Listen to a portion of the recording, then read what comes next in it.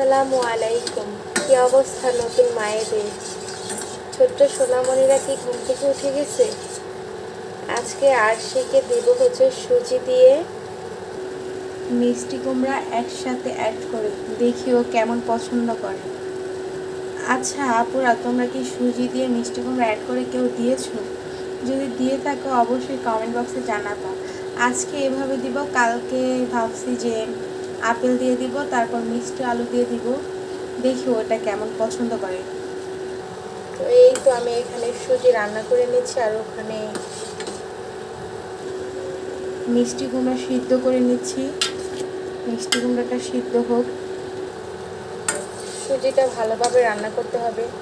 তো এই তো একদম হওয়ার পর্যায়ে আর একটু হবে, আর ওকে নাড়াচাড়া দিয়ে রান্না করে তারপর নামিয়ে ফেলবো।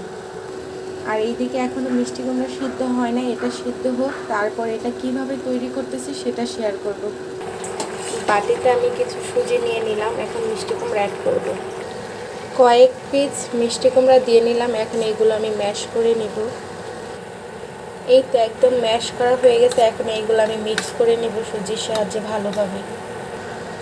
দুইটা জিনিস ম্যাশ করার পর এরকম কালার আসছে, মাশাআল্লাহ সুন্দর লাগতেছে।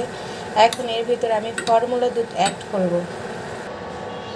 এই তো ফর্মুলা দুধ আমি দিয়ে নিচ্ছি। আপনারা চাইলে এখানে বেস্ট মিল্কও অ্যাড করতে পারেন, আবার চাইলে নাও অ্যাড করতে পারেন। এই যে সবাই মাশাআল্লাহ বলবেন, এই যে কত সুন্দর কালার আসছে। এখানে মিষ্টি কুমড়া, সুজি আর দুধ। এখন দেখি আর সেটা পছন্দ করে কি না। আম্মু খাবা তুমি? তোমার সকালের নাস্তা।